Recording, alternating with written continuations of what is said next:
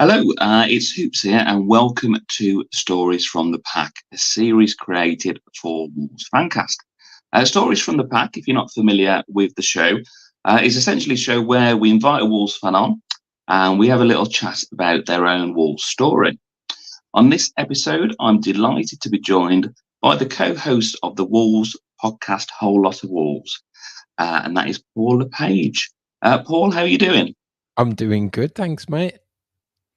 Good, good. It's one of those we're doing good, but people are probably aware how this works. That we've had a chat for about 30 minutes prior to recording, where I've had a little bit of a meltdown with some system issues. But I'm really glad we appear to be up and running now. So let's get stuck in.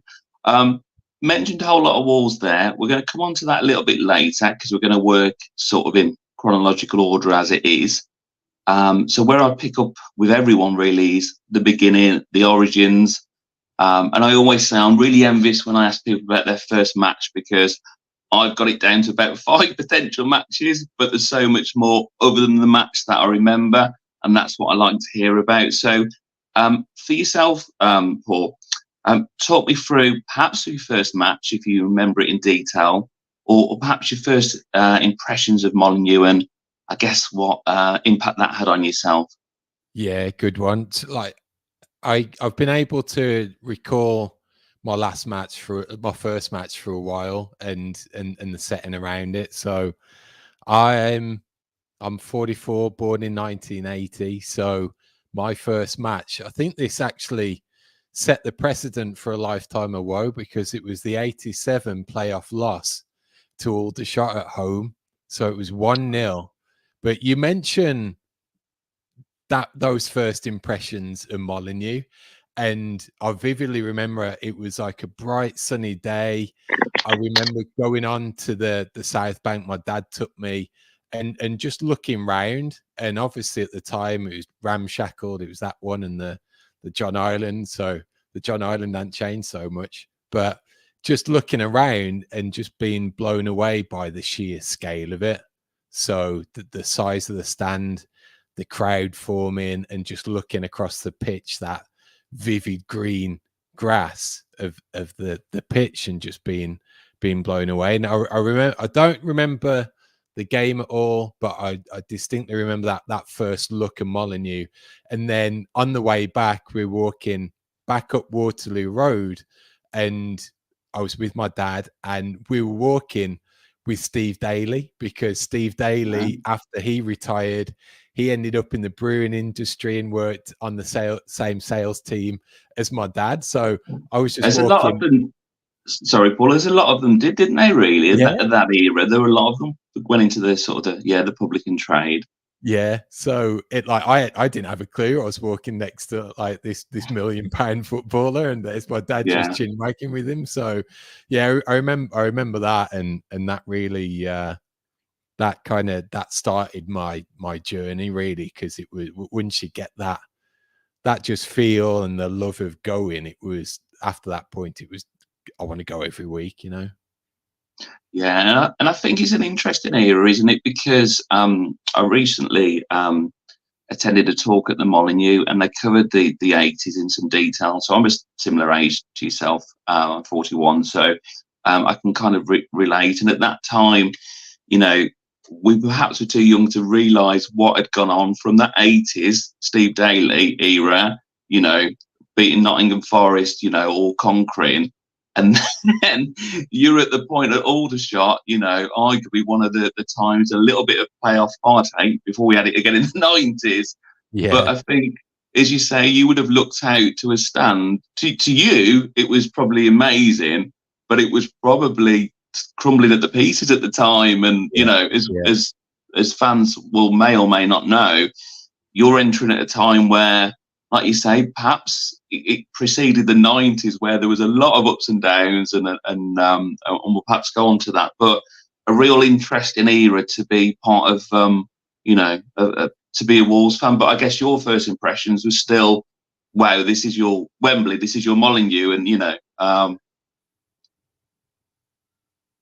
Yeah, very much so. It was just like even being an old stadium, you still as a little Mm. kid, just the whole size of it, and just appreciating that, because it hadn't changed much in size wise. It had just become that ramshackled. So like as a spectacle and as a venue, and I've always had that geek in me of liking stadiums and going on tours and just looking at them and being in awe of their stature and their presence in the community or the city. So yeah, when you have that real feeling for a place, it's very captivating. And so was it your dad who kind of got you into Wolves? Was he kind of your way in? Is it a very regular story in that sense, or was your Yeah, family? like it was more my brother really. I'm the youngest of Mm. three, and my brother is like 8 years older than me. So my dad at the time, he was always like, well, he'd gone through those troubles in the 80s and seen them go all the way down. So he often used to say, well, he was a post-war child, so he'd say, well, I've seen Billy Wright, I've seen him win championships, I've seen him in Europe. I don't want to go and watch him in the fourth division and everything. So yeah, it was a combination of like bugging my dad to go, but then my brother was the true staunch fan in the house. So that real love was passed on from him, and I was still too young to go to the Sherpa Van Trophy with him when that was in 1988. But I vividly remember him coming back, and I purposely wait. I stayed. We used to share a bedroom, so I made myself stay awake just so I could hear all about it and stuff. So it was my dad's influence, but definitely my brother's real love and that passion that passed down onto me and my family. My uncle Ron he lived in Dudley, so he was a big fan and had a season ticket in my teenage years. He'd go and I'd tag along with him just for to go up there and stuff. So it was in our family pretty entrenched. Fantastic. And I guess moving on to sort of memorable matches that you attended. So did you become a season ticket holder at that time, or as you say, did you tag along with the family, and did you sort of see yourself as a regular, or how did that work? Yeah, through like 10 onwards into my teenage years, it'd be bugging my dad to take me. He, by that point in time, he was more interested about playing golf on a Saturday. So I'd bug him to take me to the night games more, which he was fine about. So we do that. And then really, I'm not sure when. It was my early teens, probably around 13 or 14. I just started bugging them enough that they'd allow me to go by myself. So I used to jump on the 558 from Sedgley, and it was 20 minutes into Wolverhampton, and you could pay on the gate and away you go. So I did that really. And it wasn't until later where I started to get like a circle of friends that we go together. But I do that at the time, go out there by myself. My brother was away at uni at that point, so it was kind of down to me by myself. And then just through that constant go in and becoming a regular, my first season ticket was the first year that the new renovated South Bank opened. So my season ticket was not the back row, it was the front row. It was the row in front of the back row, right in front of the security office at the box. So that was, I'd progressed from like into my teenage years, and that was 95-ish, I think. So Yeah, that was my first season ticket. sounds about right. And I'm just kind of thinking back to that time as well. And it's such a contrast now, really, looking back. But did you find at school there was a bit of a mix of support? Because what frustrated me at times in that sort of era, late 80s, early 90s, I remember famously going away to Grimsby, of all places, and losing, and going to school and having the Pete ripped out of me because Man United had just won the European Cup against Barcelona and stuff. Did you kind of find that as well, or were your mates Wolves fans, or? Yeah, like I vividly remember primary school, so in Sedgley, and one of those night games. It was a big at the time because those years, obviously, we weren't in the top flight or anything, but it was a successful time in theory with Bully banging the goals in. So I always remember coming the next day, taking my program in, and it was kind of like a status symbol that you got to go. So my friends, yeah, were pretty much. You did have that distinct, yeah, top four bias at the time. Really, Yeah. of really, it was Liverpool. Everyone was a Liverpool fan if they picked the team to bandwagon on, because that's all what we had access to was the on a Sunday afternoon to sit down and watch, and they just rotate through Liverpool, Man United, maybe Everton and Spurs. But funny story at the time was we growing up used to be a subscriber to Match magazine. I remember it well. Bring round from the newspaper and drop it off and everything. And I remember it was a competition in there, and it was about one of the recent games that was on a Sunday afternoon. And I filled out the competition. I answered the questions. I sent it off, and the grand prize was you got to pick your football team kit of choice. And it was like Purcell or Ariel, and it was a year's supply of washing powder to wash it with. And I ended up bloody winning. I got this letter dropped in the mail on a Sunday morning. I opened it up. It was like, "Congratulations, Paul! You've won this contest in Match magazine." And I'd never won anything in my life, so I ran upstairs, told my mom and dad, and my mom thought it was brilliant because this lorry showed up and dropped a pallet of washing powder off. So she had a full pallet of washing powder in a garage for a while. But the kicker was, and this is like a they wore the shirt moment. It was that season where and they had an issue with the manufacturer. So they scrapped that kit, and maybe it turned into Bukta or something like that. But there was about there was an issue, and then that was scrapped, and we had to wait for the new kit and the new manufacturer.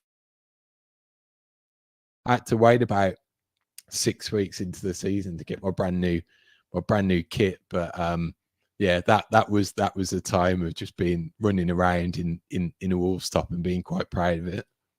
Oh, do you know, Match magazine for me, and this might only appeal to a certain demographic, but I make no apologies because to those that it does appeal to, they'll get all nostalgic because I just have the visions of those league planners where you stack your teams. And I don't know how up to date I kept it, but if you haven't, just research it. But it's a very niche sort of 90s thing about keeping your leagues in order before phones and so forth, and putting them in the places with their strips. But amazing. So going on to favourite games now, or a favourite game. So perhaps of that era, but we'll move on because we'll talk about a whole lot of wars, and we'll perhaps talk on and touching in terms of moving to the States. But whilst we're sort of in this era, I guess around that time, what I know there's a number, but and by all means, it doesn't have to be one. But is there a game that stands out to you? And there's a game that you've seen in person that just kind of roll back the years and brings a lot of good memories? I think out of everything, if I had to summarize it all, and for anything that really encapsulated that whole era of growing up with the Wolves, those promotions, and then just stuck in the first division or the championship and everything, it really had to be my progression to see him in the playoffs, and it was that second away leg win at Reading to take us to the Millennium Stadium for the final. Because after everything that we've been through, all the crappy stadiums you visited, playoff heartbreak, like the Bolton one will live with me forever. When that Reading game, that win, for me, it was more important than the actual playoff final, because I was just convinced we'd done it. Like, I wasn't going into the Millennium cocky, thinking, oh, we're going to win here, we're going to win easy. I was nervous as hell, but there was just that underlying feeling that we'd done it just by getting there, and nothing was going to stop us. So if I had to encapsulate that whole era of supporting Wolves, it would be that away win in the playoffs at Reading. And I think those are all have been to that game. I was there as well. We didn't play particularly well, did we? If you remember, we were under the cosh for a lot of the game, and maybe that adds to it as well, because, you know, when Alex Ray comes on, he does that famous sort of twirling celebration where he doesn't quite know what to do and how to respond. And yeah, I remember that feeling coming away from Reading, thinking, oh, you know, like you say, on the back of some serious games, your Boltons, your Palaces, and your Sheffield Wednesday last game of the season, and so forth. And I think you're right. I think an amazing atmosphere that evening, and there was a feeling, and sometimes you just get that in football, don't you? You get a feeling, and it can often be something you feel strongly. Conversely, when things aren't going well, but it was that moment where you thought, oh, okay, maybe the tide has turned right now. Very much so, but it even extends into that negativity that it comes from being a Wolves fan as well, in that when we just had that amazing victory at Cardiff, and we were staying in Weston, so we had to go and get the train back from Cardiff to Weston after the game. And I vividly remember walking back towards the train station and see a Wolves fans, and just overhearing this conversation. And it was this, someone asked him something and he went, yeah, but they got to bloody stay there now, aren't they? So we just had this best thing to ever happen to a whole segment of the fan base, and then you get him saying, oh yeah, but they've got to bloody stay there now, like after all of that. But even then, at the back of your mind, you're kind of thinking, well, yeah, he's kind of right as well. So, and that's what it turned out to be. So there's always that cynicism about being a Wolves fan, and you can never enjoy the highs, the lows are there at the same time. So, and do you think, Paul, it's we can only speak for our own club, but do you think it's a Black Country thing or a West Midlands thing? Because I speak to, you know, I shouldn't mention this word, Albion fans that I know, for example, and they have a similar sort of mindset. And I think Wolves fans are probably enriched with kind of the scene, the highs, the 50s, 60s, 70s, and then the 80s and the down and the heartache. So I guess that's built in us. But I also think, without going on too much of a deeper point, there's probably a cultural thing here about, let's not get above our station now. Come on, let's not get carried away. Yeah, I think it's quite leveling, and yeah, I on either camp, and Blues, or maybe a little less when it comes to the Villa. You never speak to anyone especially in the area, who's really convinced like 100% that this is their year, or they're going to go in and win. So I think it's valid. I think there could well be something in the psyche of the Midlander, in that you don't get your ideas above your station, or our generation of always seeing those teams higher or above. That is it a realization that we're never ever going to get there anyway? There's only going to be a certain point that we can get to, and does that factor into it as well? So I think it's valid. I think it's down to some conditioning, and just like the blue collar nature of the area as well at the same time. No, I agree. I agree. It hadn't really occurred to me, but I guess it's that sort of macabre, sort of black country humour, and that sort of kind of which I think resonates to our football teams as well. And kind of switching really to your time in America. So, at what point did you fully move over to the States? And Yeah. talk me through that if you can, Paul. So my the season I moved, we'd just gone top of the league, and it was that year. It turned out to be mixed last season. We'd beaten Stoke. We drew with the Villa, and for that, like 90 minutes after, we were top of the league because we got 4 points. No one else had played, so it was that season. I was really looking forward to go in thinking we'd finally established ourselves. We'd done the survival Sunday. We'd signed O'Hara permanently. We got Roger Johnson, thinking this is the time now that we can kick on. And I vividly thought going to America, like the TV coverage is pretty good, so we'd start to. I wouldn't be so detached from it, and the Wolves would feature pretty prominently, everything. And God, was I to get that one completely wrong, because from pretty much from that point forward, it was all downhill. And again, just that defeat of the at West Brom beating us at our place that prompted Mick's departure.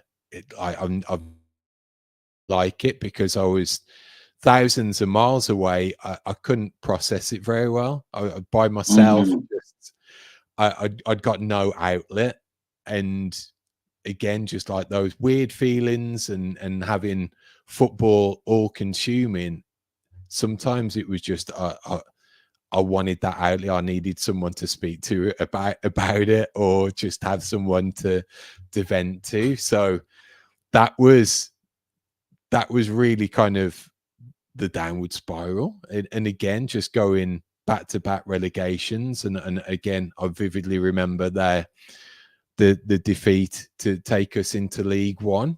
And at the time over here, I worked in automotive retail, so I was working on a Saturday, so I couldn't actually keep up with the games very well early in the morning. And I was at my desk, got my earphones plugged into the commentary, and it was just devastating. And I put my headphones down, and off I went. And it was just these feelings of detachment and not being close to it is so unnerving, just because you've not got that community around you. You've not got that support structure. In effect, at the time, you couldn't even have that horrible defeat and have that horrible situation and go and have a pint and drown your sorrows. So it just that, like the psych. It's stupid. Like I'm beating myself up against about a game of football, but that psychological impact. I'm such a grumpy arsehole at the best of the times if we lose. So just that. Have that real gut punch was horrible. No, never want to experience that again. Yeah, you make an interesting point, and that's why it's great to have you on, because you've got that perspective of someone who's grew up in the Midlands, has been the games, who knows the club well, and then, as you say, a moment where you want to kind of put your arm around someone. And I remember that. Oh God, are we going to talk about? Let's talk about. I remember the 5-1 at home, but I remember with my best mate, we were having a few beers after the game, going, right, where do we go from here? Yeah. And so I get that. I really, really do. And I think, as you say, it's interesting to know you're going, oh, okay, so I'm moving over to the States, but we're all right now, actually. So I'm going to see it all the time. And then it coincided with the dip. And I guess up until recently, which we'll move on to, you probably feel a little bit more closer to it, and we'll perhaps touch on that in a moment. But I guess from that Reading game, and thinking about your time having, to watch the side, from over the pond as it is, and at silly o'clock in the morning and so forth. How did you find that experience initially, and moving on to that, if you can, perhaps pick a game or a memorable game that you've watched since you've been based in the States as well. So it's an adjustment, and now I'm going back like 12, 13 years and changing TV deals and everything. But like the week before that Albion game is when we went away and we beat QPR. They had a player sent off. I think Doyle scored, might have been 3-1 or something, and that potentially gave us some confidence going into that Albion game. But at the time, the TV coverage in the States, it was owned by Fox Sports. So they would show all of the Sky games live. So like the 6:30, the 12:30 on a Saturday would be live. The Sunday games would be live.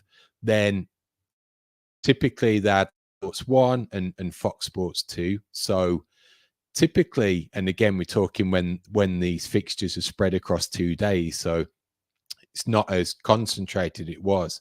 So 2 of the games at that 3:00 kickoff would be live, and then they'd have the other one on delay. So that QPR game should have been on delay. So I remember avoiding the kickoff to watch it later, and then again, this is kind of like early era, like internet was there, but not like the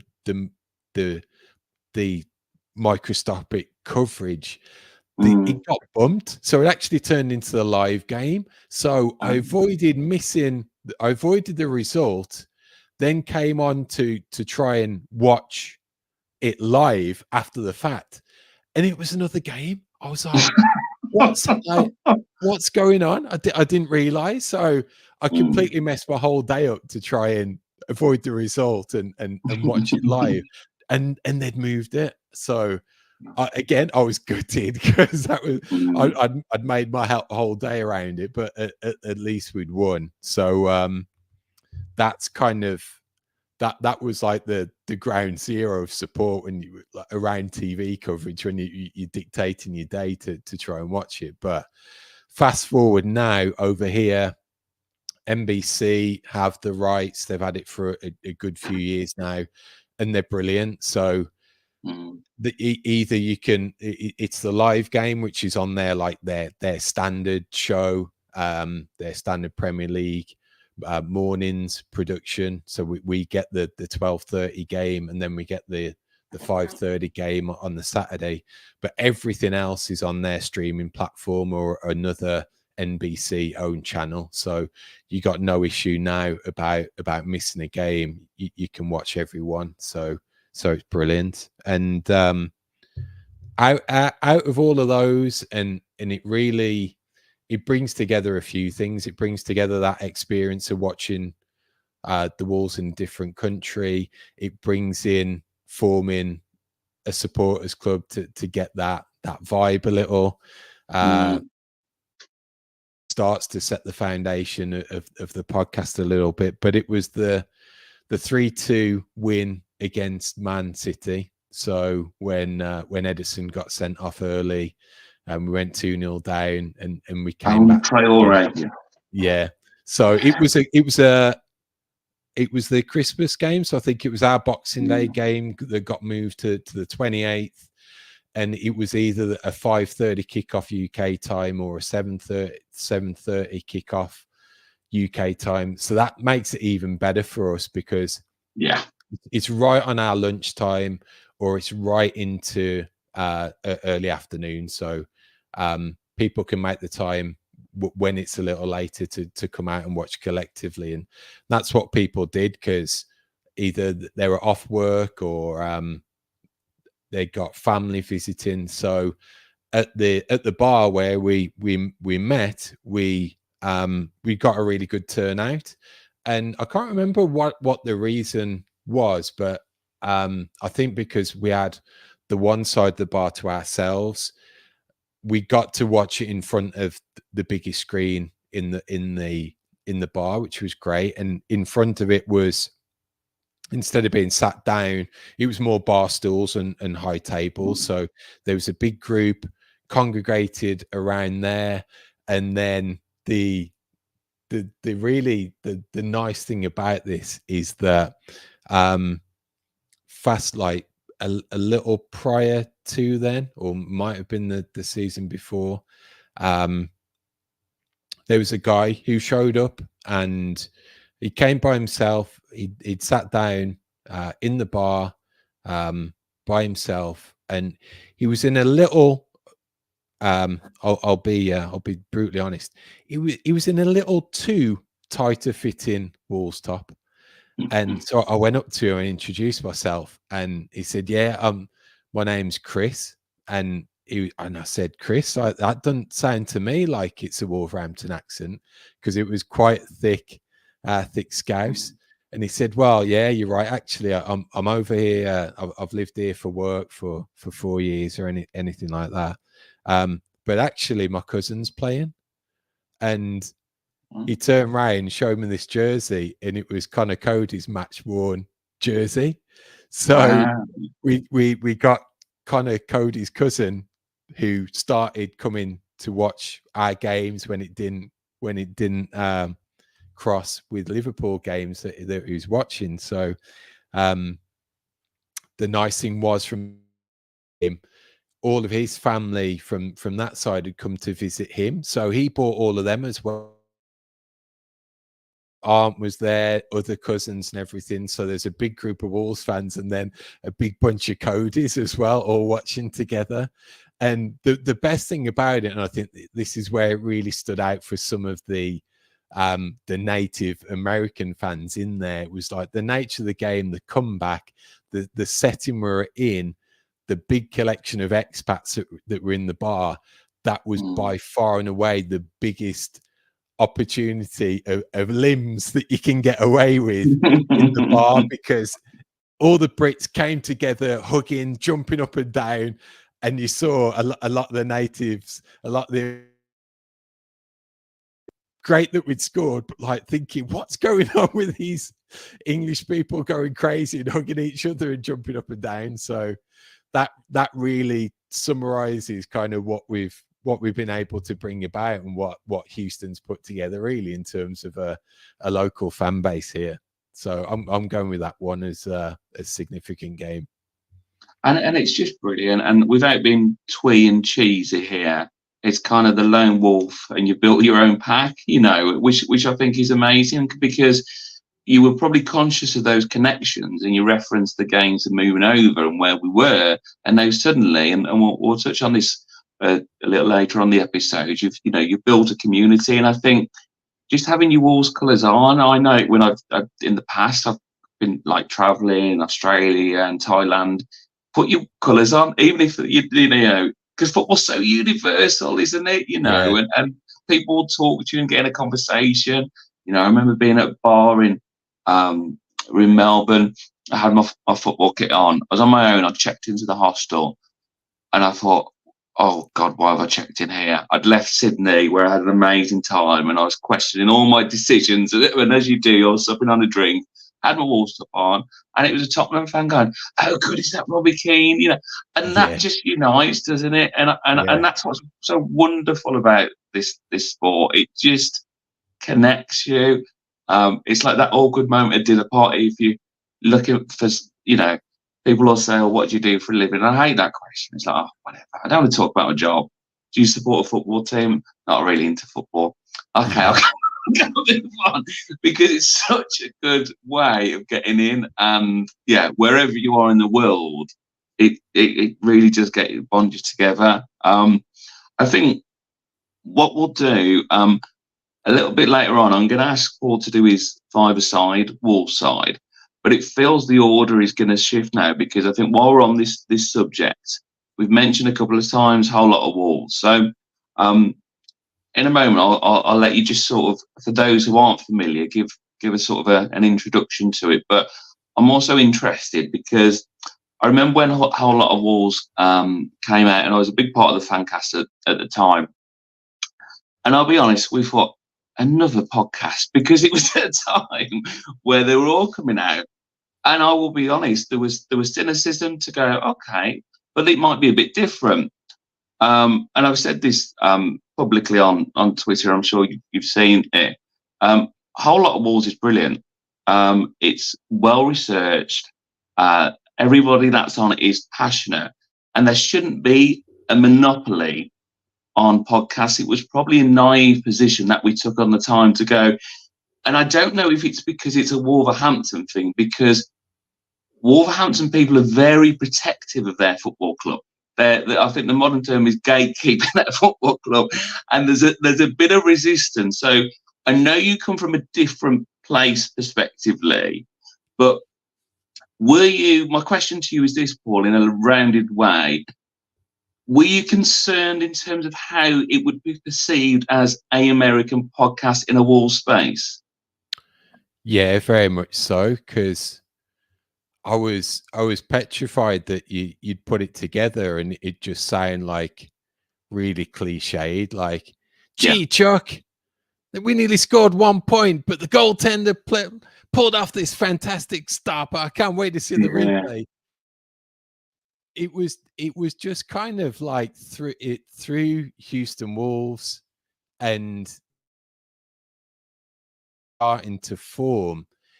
It's like I knew that there's that community out there of Native American fans that love the Wolves, because again, comes back to the whole bandwagon thing. They're not going to look on those league ladders and pick out the Wolves. They're gonna go for that top four, maybe a top six, and think that they're going for an underdog because it's Spurs or Villa or someone. So they're not going to go out of their way to pick the Wolves. So with these people either coming to watch in Houston or looking to start their own in other parts of the country and appearing on Twitter, it showed to me that there was a community out there who could speak very well about the club and about the team, about games itself. But at the same time, I always felt there was a need, because we see it in a totally different perspective than the match going fan. And I love the fan cast and Talking Wolves and all those that exist. But I wanted something for Americans or the base team. We've got that certain prism of watching the game, and we could be talking about how crappy the commentators are. That's got nothing to do with the actual game itself. But it's our space. That's the Wolves for us, and this is why I get quite passionate about that whole bandwagon thing and about the whole tourist thing. Is that, again, you could pick any team to watch. These folks have picked Wolves for a reason, and may they go away if we went double dip relegation again, never to be seen again? Maybe, who knows? But in this particular time, their focus of watching the Wolves is exactly the same as that away season ticket holder going to every game, home and away. It's just the setting. This is what that's their fandom. That's what they see. So it's really important to me that these fans have got a space for that and can start to form a community and a tribe around it, because it is different. It's nothing. It's nothing like going to Newcastle for a 4:30 kickoff on a Sunday, but it's everyone's life. It's everyone's individuality. Me that in those respects it is one pack, but you've just got a variation within it. And I think this is it. And I think I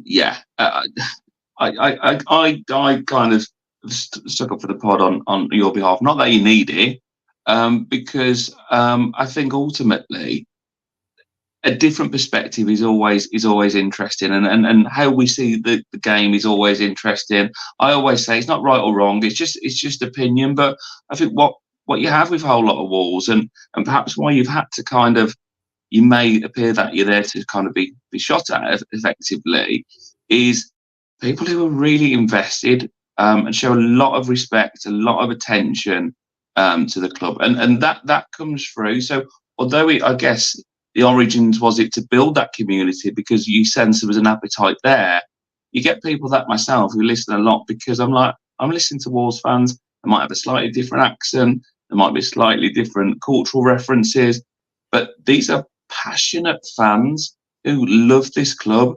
And we're in an age now, without going on to a wider point, where people can't afford to go to games. So their experiences are going to be different.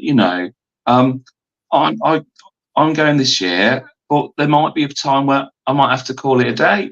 My love doesn't change, and there's been times where my kids have been a little bit younger and they've been in hospital and so forth, where it's had to take a step back. But it's still been your team, and it's as much as your team where I'll speak to someone down the road and he's got his Wolves jacket on, he's not been for years, and what about the weekend? And that's it, and I think what we have is, as you say, with the coverage that you've got there, you get to see perhaps more games, unless people do it by other means, which I'm obviously not aware of, than the fans in the UK to go and see the game. So I just think all power to you, really. And I think it'd be remiss not to talk about the summer just gone, although this is a pod that can go out any time. We're talking at the start of this season, but we've just gone through pre-season where Wolves have come back to the States off the back of quite a lot of talk about a tour, the LA Wolves documentary, which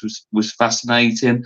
That must have been a monumental time for people to see Wolves in the flesh, but also, I guess, for you to see this community that you've created in the flesh as well.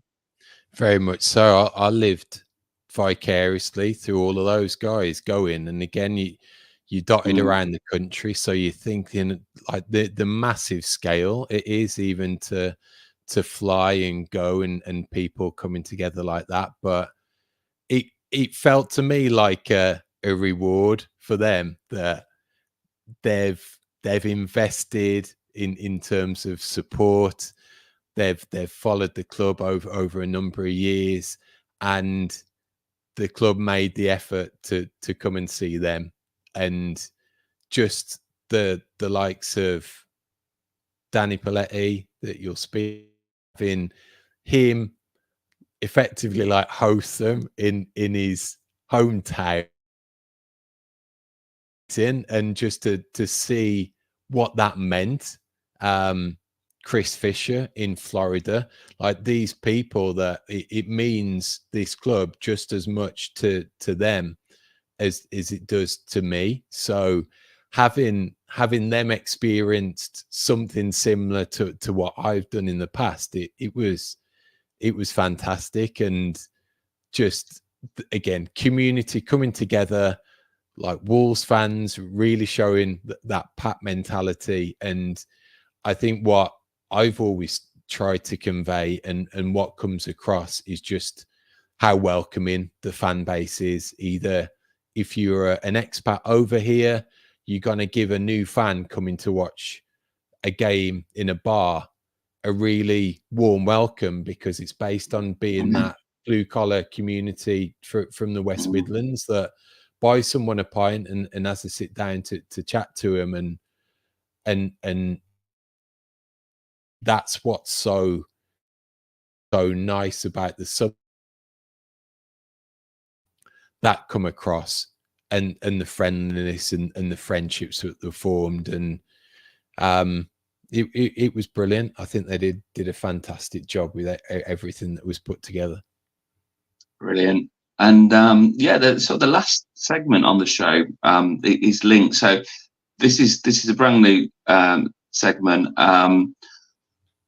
I talk about favourite Wolves teams over the years, but perhaps for efficiency, I've narrowed it down to a five-a-side team, because I love five-a-sides. I haven't played for a while, but I love the idea of a five-a-side team. So what I've tasked Paul with, and I'm going to task all the guests, is to put on his manager's coat and past all present players come up with a five-a-side team, and it'd be great to kind of off the back of this get people to do their own as well. So take the floor, Paul. What would be your Wolves ultimate five-a-side team? It's got an element of US as well. I didn't go fully US just because you can't really put Neil Collins in a five-a-side team, like no matter what. So Or Jamal Johnson. Yeah, I know. Yeah, so some of the names we're talking about, it doesn't really fit in that scope of things. But back to that Reading game. Mentioned we're under the cosh. We wouldn't have won that game if it wasn't for Matt Murray, and that is probably my one tragedy, is not seeing him kick on with his career down to injury, because I'm firmly in the camp that he was an England goalkeeper in waiting. So I've got Matt Murray in goal. I've got one defender, and out of everyone I've seen, again, probably a little potential unfilled through injury and what have you.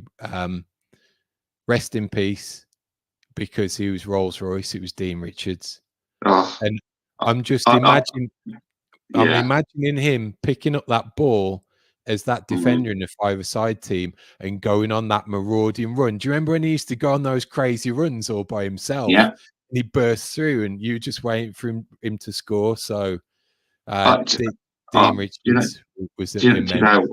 I mean, honestly, I've got goosebumps about Dean Richards. I have, and for all the right reasons, because he was such a wonderful, wonderful footballer, and he's someone I mention a lot who getting the side now, and for different circumstances, perhaps didn't have the career which he could have, but still had a fantastic career, pre and post Wolves. But these are two players, Matt Murray, Dean Richards. I mean, it's your team, but I'm stealing them for mine maybe before I get to do it, because those are two great picks. So got Murray in goal, Richards as a defender, but as you say, he'll be anywhere on the pitch. Yeah. And who's up next? Two midfielders. This is where the American links come in. The first one is picked because, being five-a-side, Mr. Versatile, he can drop into the back, he can go forward, pretty much played in every position. I thought he was brilliant. It was Neil Emblem. Yeah.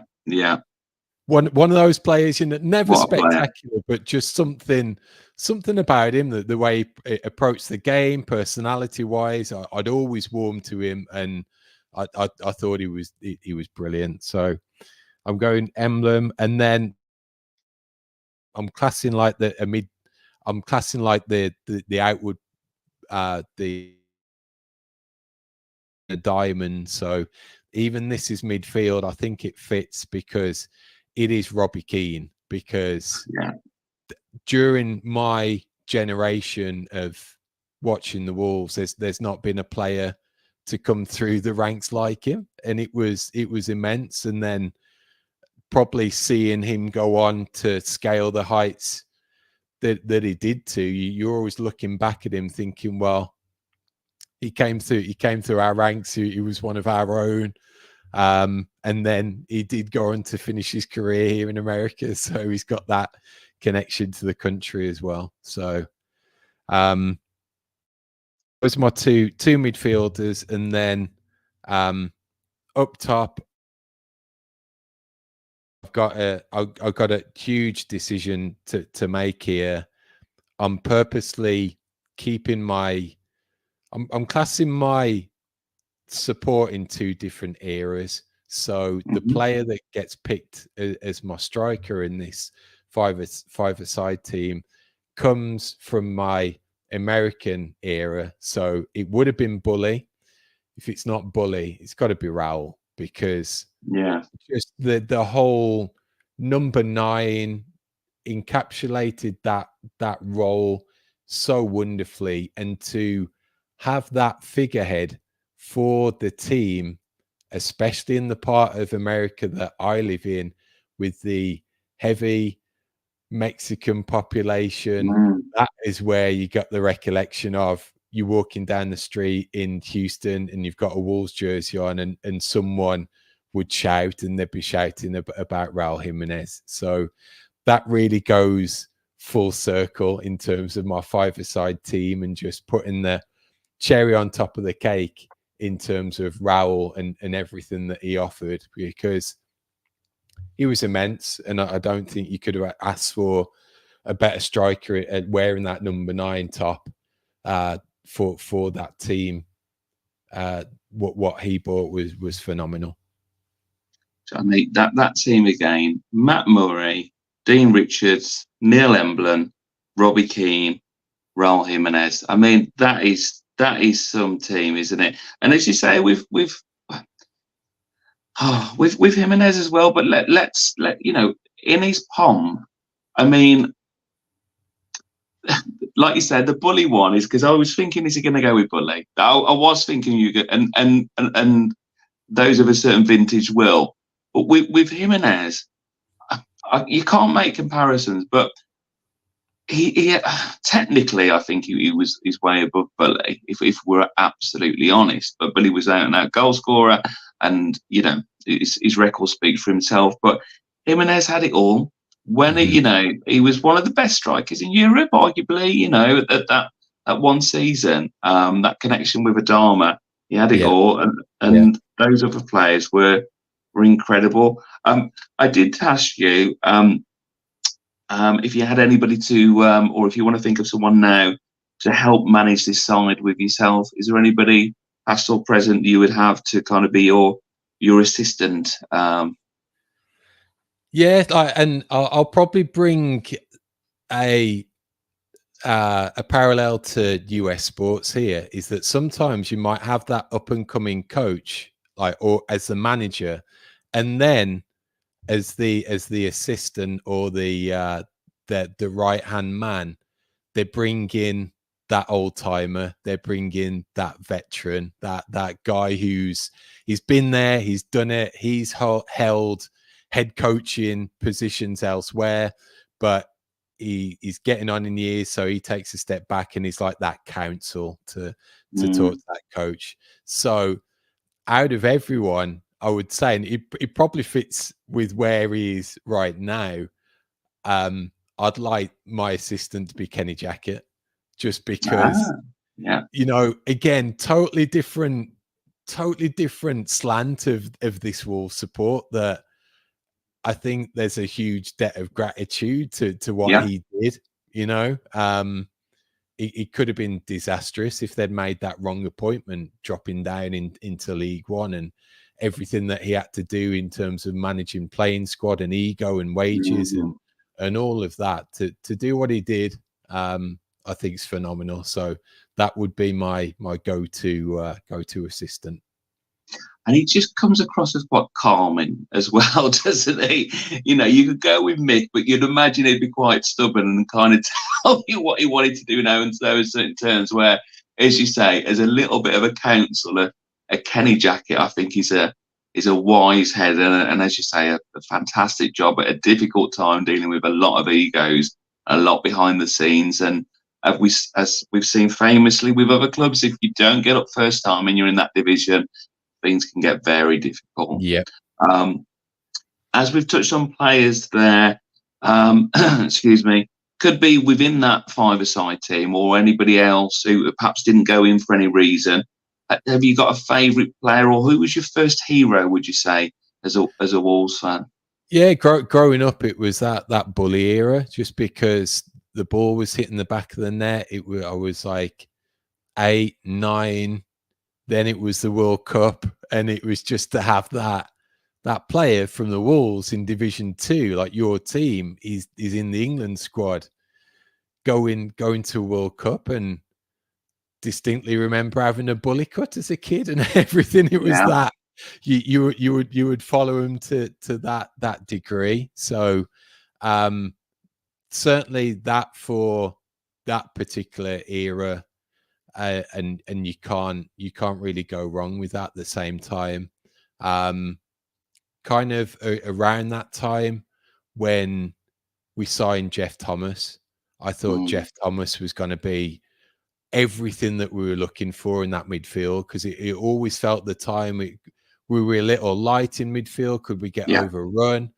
When we signed Jeff Thomas, I remember looking at the hoardings to the newspaper in Wolverhampton. It was like Wolves signing England international, and it was such a big thing at the time. When rushing back home, the paper got delivered, and we'd ended up signing Jeff Thomas. And that summer, I generally thought that was it. We'd got the player, he'd be the heartbeat of the midfield, and he'd carry us up. And what might have been if he'd not got that injury and everything. So Jeff Thomas sticks out, and then really going full circle, just back to Raul. I think Raul just encapsulates everything for me in terms of like overseas support and just that team and him at the pinnacle of it, and the understanding he used to have with Traore, Jota.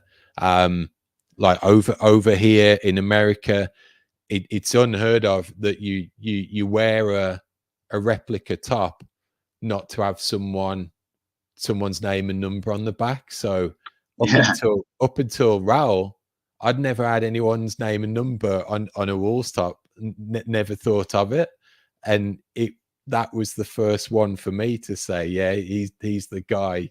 I love him to bits. He's so central to how we set up and how we play, and just his presence here in the country with the local fan bases he's got. That was just that was the icing on the cake. It was awesome.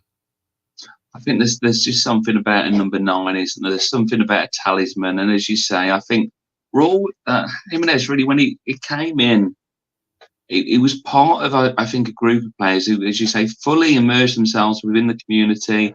You know, prior to their arrivals, if you played for Wolves, typically for people listening, you'd live in Solihull or Birmingham, but so many of them lived within the local area. You'd see him walking his dog, and you know, I've seen many of the players, and they just brought into it, and from far, you know, from Mexico, from Mexico and from Portugal and so forth, they all sort of bought into it, and he was just a joy within his palm. He's still playing now, and we wish him well, but yeah, in his peak at Wolves was incredible. But amazing. We'll start to wrap it up now. Massive thanks to Paul. Paul is aware, but if you're not listening, you're not aware. I settled this recording a little bit while ago. I had a number of technical issues before we went to board it. I last did a stories from the pack many years ago, so it's been a little bit rusty on a few levels. So I appreciate Paul's patience, but I also appreciate his time. And as I say, to Paul now, and you know, just fantastic with Whole Lotta Wolves.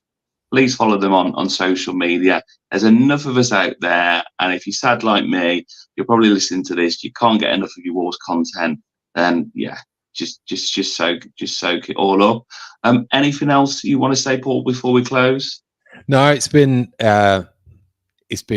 great to reminisce, to really bridge that gap between America and the UK and the history that goes with it when you're talking to fellow fans of our era. So I had so much fun putting that five-a-side team together and figuring it all out and who goes where and stuff. So it's been brilliant. Thank you for indulging me. It's been a blast. No, it's great, and it's always great to kind of keep this. You know, they'll go on YouTube and we can kind of look back at the previous episodes. We've done so many. We'll have more to come. So if you are interested, just drop me a message, and we'll find time. We'll make time. You'll have your own episode out there, and it's only what I talk to people about in the pub after a few drinks. Who's your best player? Who's your best team? And this gives me a chance, selfishly, to do this with perhaps people that I wouldn't normally get the opportunity to do so. So yeah, this is all going to be recorded via the Wolves Fancast, because ultimately this is kind of where the story started, and this is where the story will continue. So Big shout out to the fan cast. Follow all the socials. And yeah, until next time, from myself and from Paul, we'll see you soon.